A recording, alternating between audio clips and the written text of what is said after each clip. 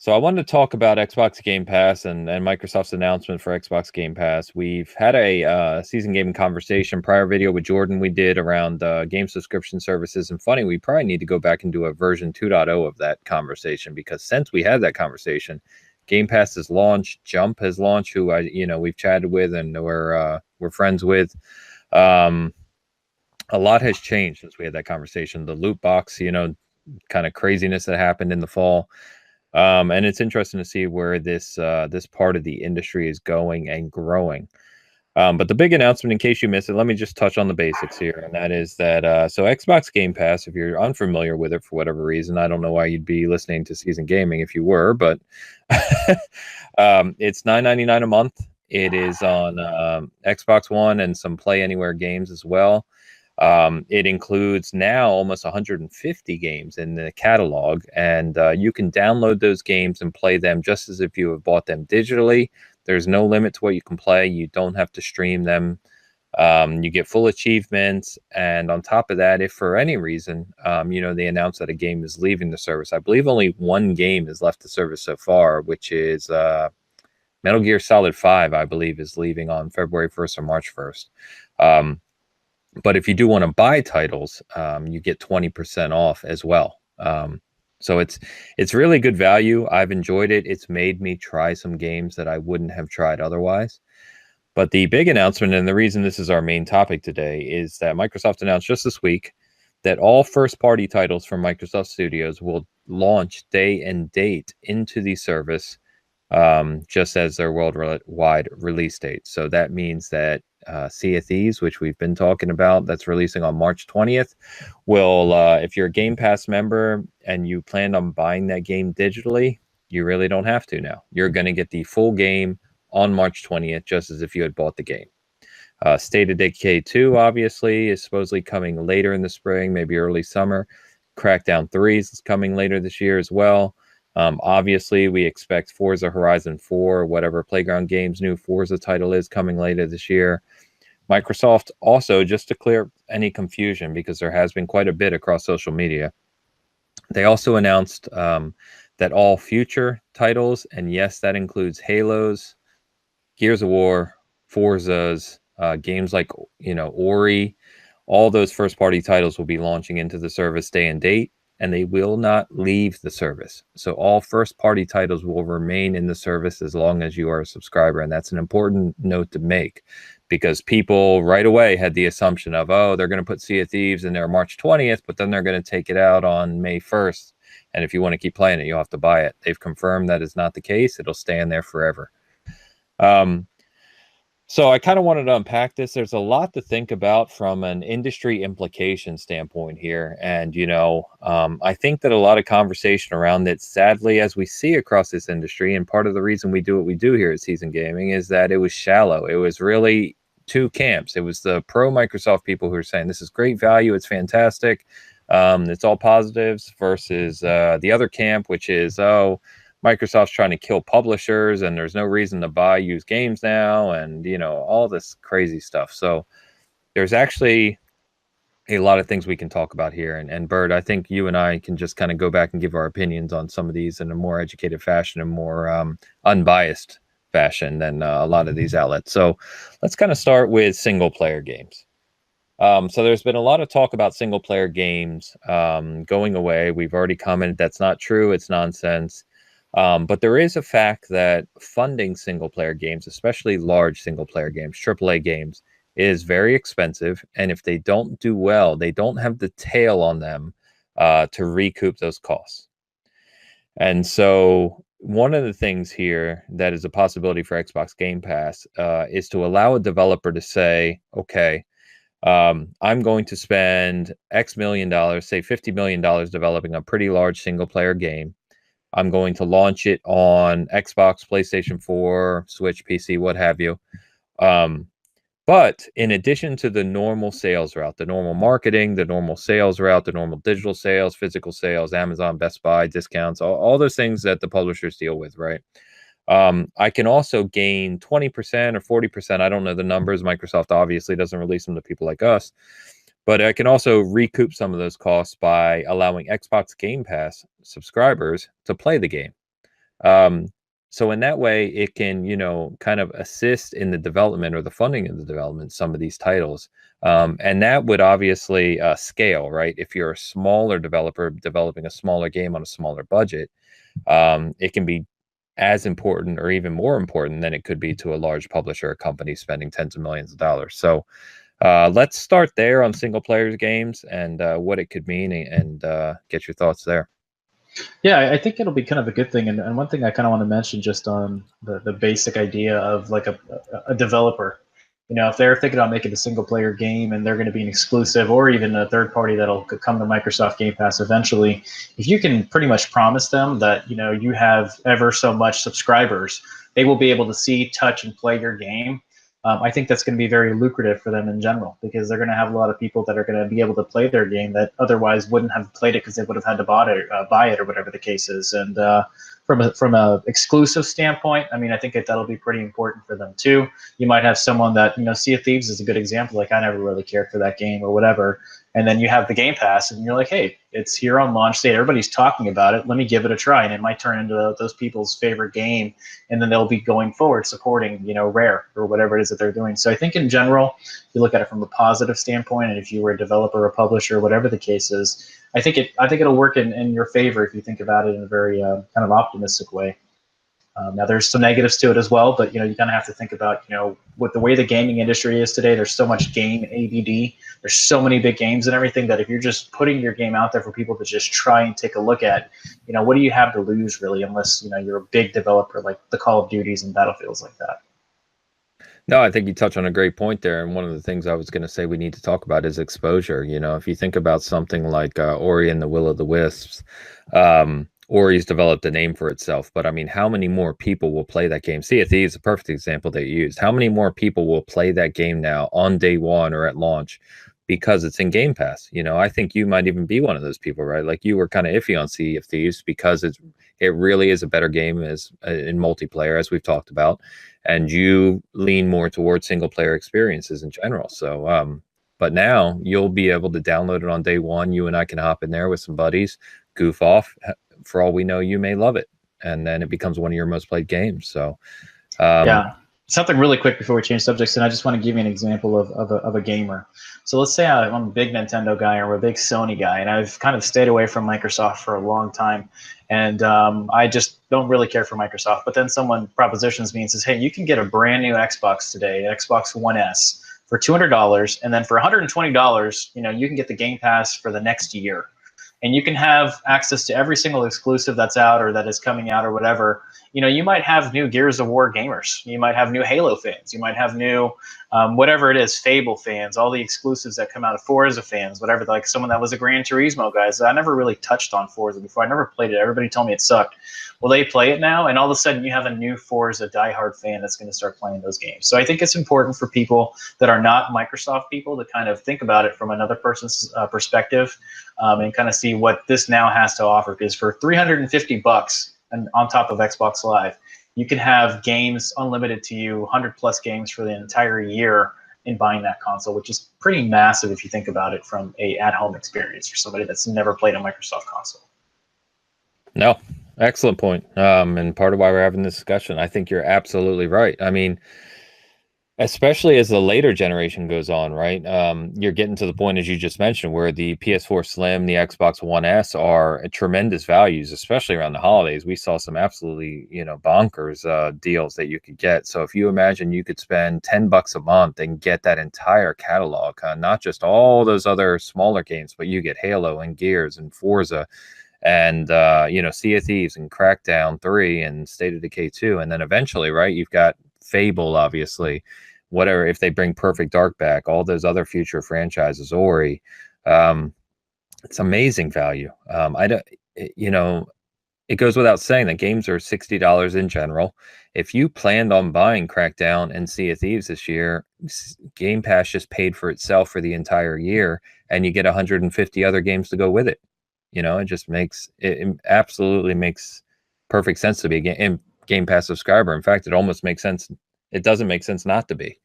So it's really It's really interesting. And just one more point I want to clear up here. You said, new Halo fans. There really shouldn't be new Halo fans. There's either Halo fans or people that are wrong. Just want to make sure we're clear on that. So, moving on to moving on to multiplayer games. So, multiplayer games go into Halo, go into Gears or Sea of Thieves. Perfect examples again.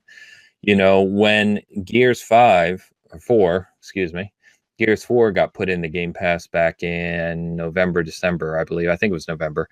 That we saw the population rise. So as you just noted, there's a whole bunch of new people now trying Gears 4 who hadn't previously bought it. Either they weren't Gears fans or they didn't have the money to buy it.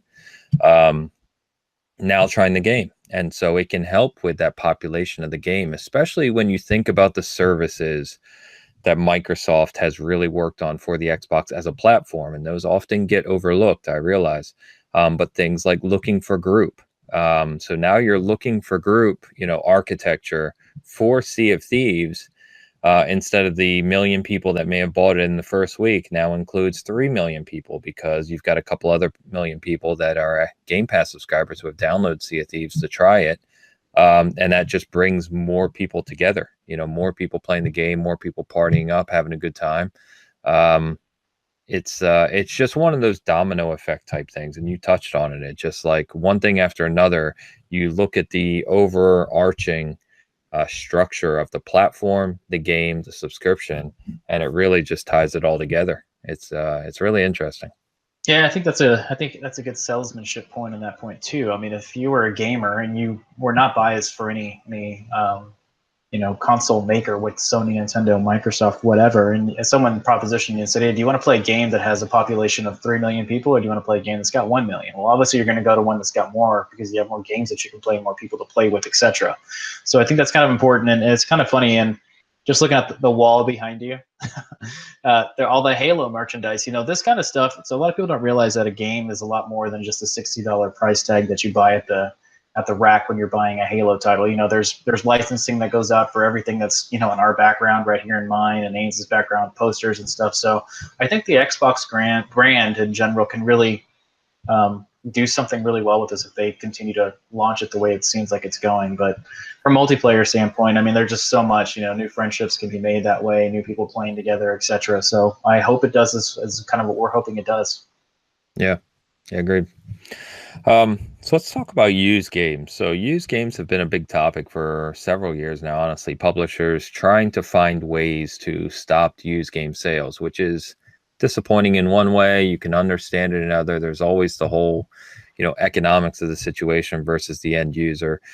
But one of the things that was brought up this week is, does this do away with used games? Does it not eliminate, right, but reduce the need for used games? And I think in a way it does. But what does that mean to the industry? We see companies like GameStop who are worth billions, and what they do with used games. Is that necessarily a good thing? That's a whole nother discussion, I think. But I think the argument is, if you are 6 months post launch on a game, we'll just use Crackdown 3, first one that came to mind, and you've been wanting to try it. It's a $60 game at launch. Of course, you're not a Game Pass subscriber and you don't spend much money on games per year for whatever reason.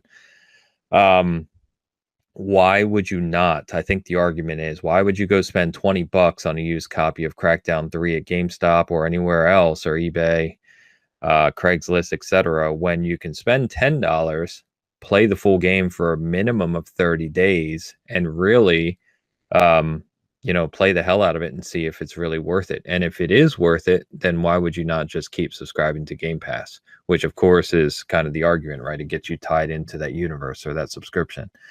But I think as this grows, and this is not going to be the first, this touches on a larger part of this, right? Is that Microsoft is leading the way here. This is something new from a subscription model, and that games are launching into it. AAA games, I should say, because companies like Jump are obviously promoting indie games and they're launching into Jump.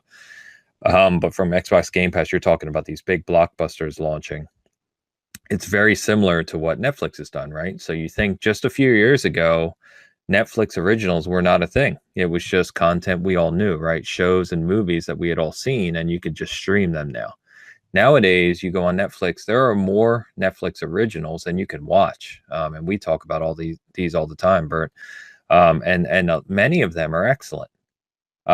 There's no reason to believe that you won't see not only Microsoft do this, but other companies do this with their subscription service, and possibly third-party publishers eventually launching games in the Xbox Game Pass, which Phil Spencer has himself said that he foresees a future for and would like to see.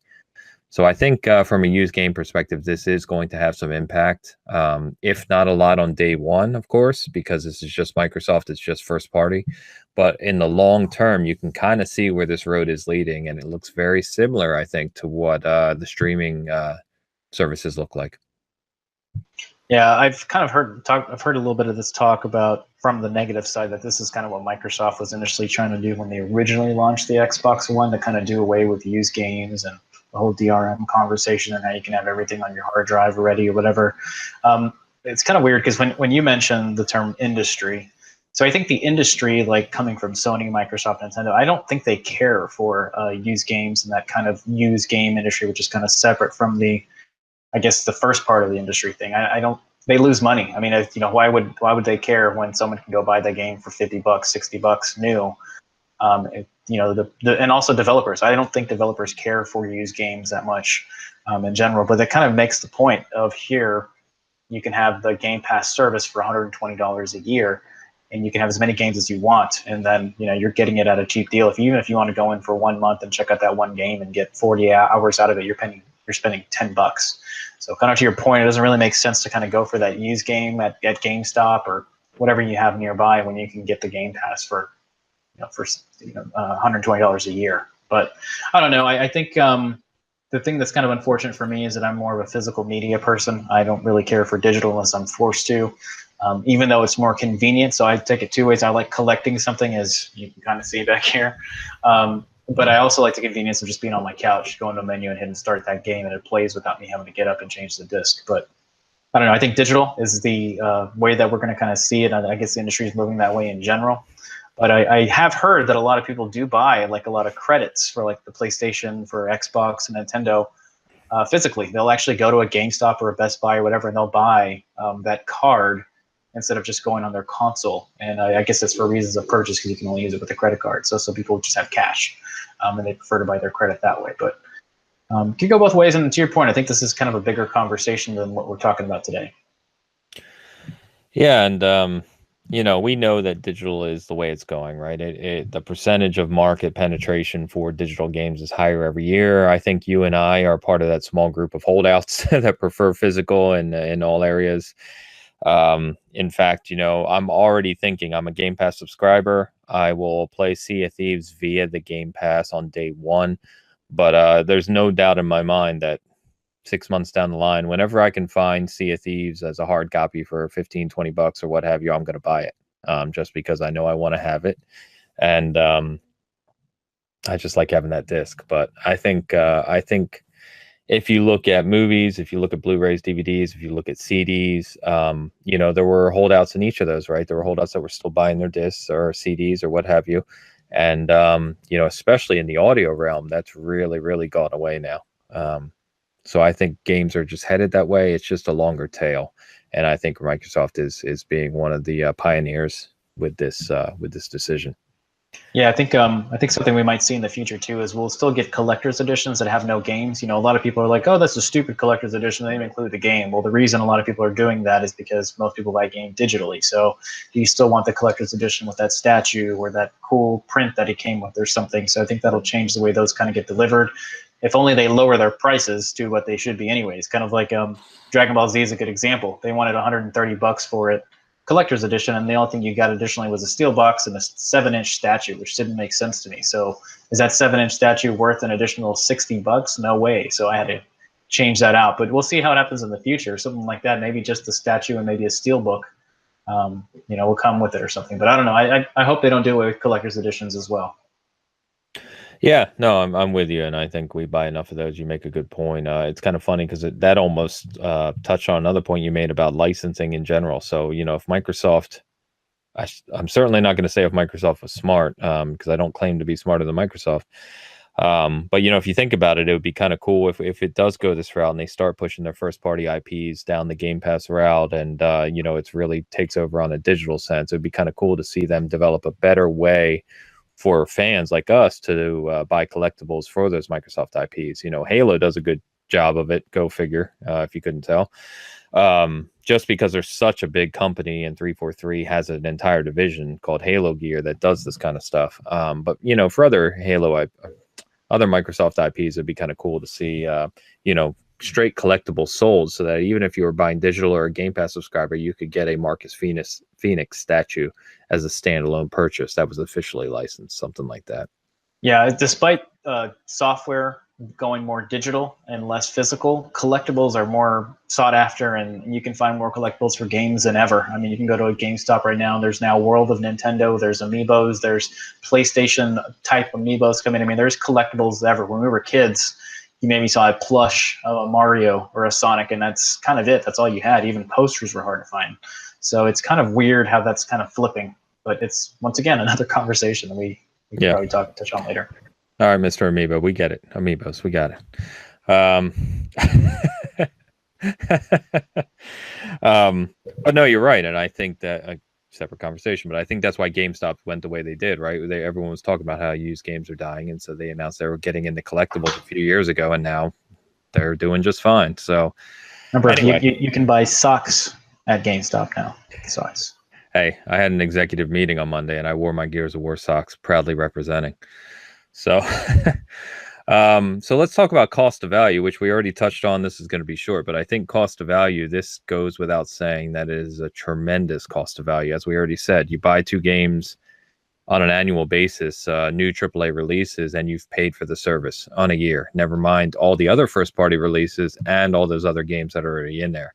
I was looking through just yesterday, actually, in Game Pass and finding some additional games like we talked about Darksiders. Darksiders is a game that I hadn't played, and they're actually adding Darksiders 2, the remaster, in on February 1st. So I finally get to check that game out. It cost me, well, it doesn't cost me nothing. I'm a subscriber, but it's not something I would have gone and bought otherwise, but I'm going to play it because it's being added to Game Pass. So I just think the cost of value here is tremendous, and it's only increasing.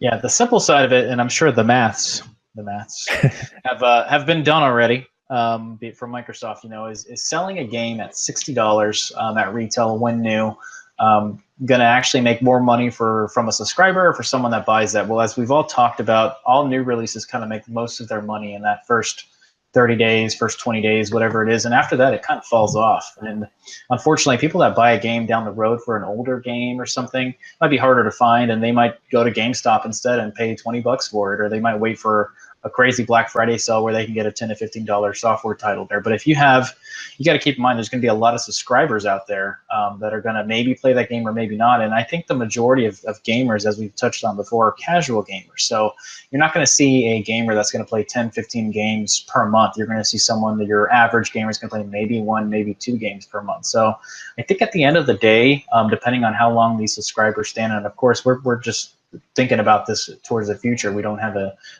some kind of a prediction in mind or anything, but I think people that are going to stick around for the Game Pass for 1+ years, if not more. So some of those games may pay for themselves in the long run.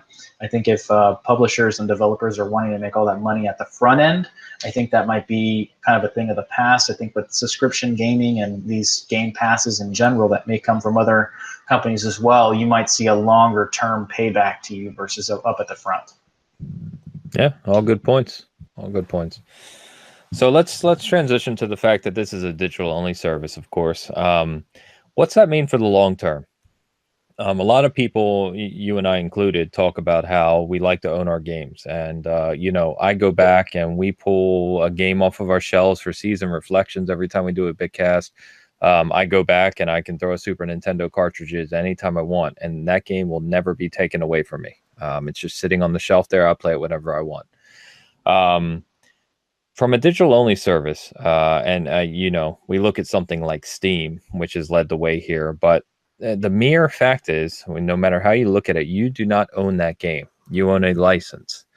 And I don't think it'll happen, but it is at least worth talking about.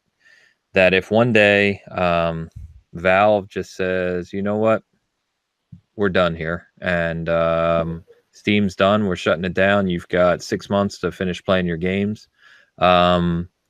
That's a possibility, and I haven't looked into all the legal aspects of this. Of course, I'm just kind of thinking out loud. But the simple fact is, like I said, you own a license, you don't run the game, and you have to access that game via servers or some type of download service.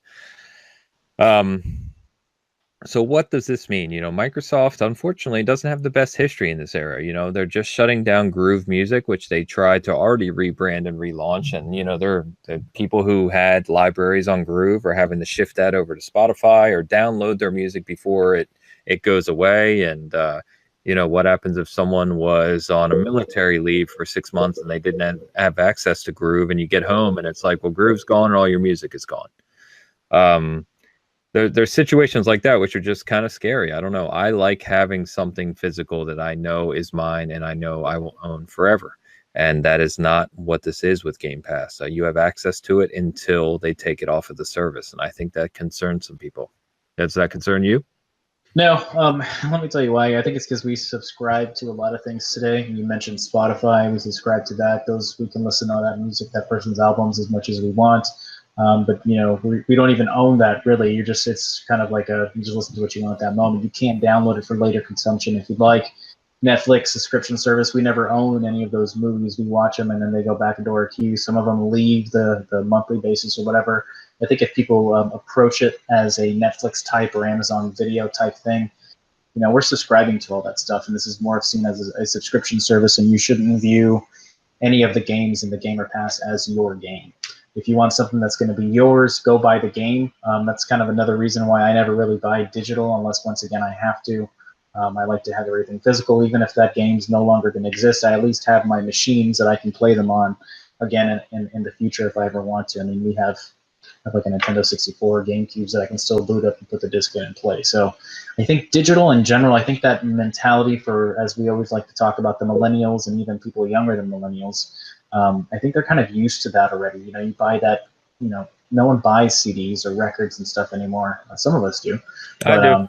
Yeah, I know you do. But I think that mentality is slowly going away. Some of the older gamers might be questioning it just exactly like we are today. But I think the mentality of, owning that piece of software, that license, is going to be a very different mentality here in the near future. Yeah, it's true. And I think that's a good way to look at it, is as long as you're viewing it with the right lens, right? To say this is a subscription service, I will play what games are on it, but I know that I don't own these games. Despite the fact, of course, that in this case, you download the games to your hard drive. But it's still just a license. And I think as long as people are looking at it that way, that's a good thing. I don't think everyone is. I don't think we know, as well as I do, some people look at this and they're like, oh, I own this game now. And that's not how it works. One thing Microsoft did refund me on, surprisingly, was, do you remember that app, or I guess game, or whatever you want to call it, Microsoft Fitness, that was out? Yeah, Xbox Fitness. Yeah, they ended up shutting that down, and I got a refund. Funny enough, I got a full refund for it. I got, I think, $40 back, and it credited back to my account, and that was kind of funny. But I did get that back, so maybe if that's a concern of people for licensing, I think they kind of did that with what's the recent Marvel game? Heroes Omega. Yeah. Yeah, no, they didn't actually refund anybody for that. No, they did. They did. They did? Oh, did they? Yeah. Okay. Yeah, I got a $10 refund because I bought $10 in crystals or whatever the hell they were called to unlock Punisher fully. That's what it was. Yeah, and then so because the game was in such a short span on consoles, Microsoft just came out and said, if you spend money on it, we're giving it back to you. Cool. Yeah. So maybe something to keep in mind for people that buy that digital license. Yeah. But I mean, again, Steam is kind of the biggest example here because they've grown so big and so many people have hundreds or even thousands of games on Steam now. And they just kind of know that, I can go play those games anytime I want. And I don't think there's a true concern that one day those will go away. It's just, again, just another topic to consider with this. So anyway, that's our thoughts on Xbox Game Pass. There's probably more that we're not considering. And to think, there's so much commentary out there on social media about this. To think that Microsoft hasn't already considered every single thing and probably 100 more that we're talking about or anyone else is talking about would be completely naive. They know what they're doing. they've thought about all these angles and more. Believe me, they've run all the numbers. They're going to be fine. I've actually seen some crazy people say, well, how is Microsoft going to make any money? Their first party studios are going to go bankrupt. And it's like, just, they're okay. Calm down. They The know what they're maths doing. have been done. The Yeah, maths yeah. have been Trust me, by much smarter people than the people making those comments, believe me. But anyway, let's close out our main topic and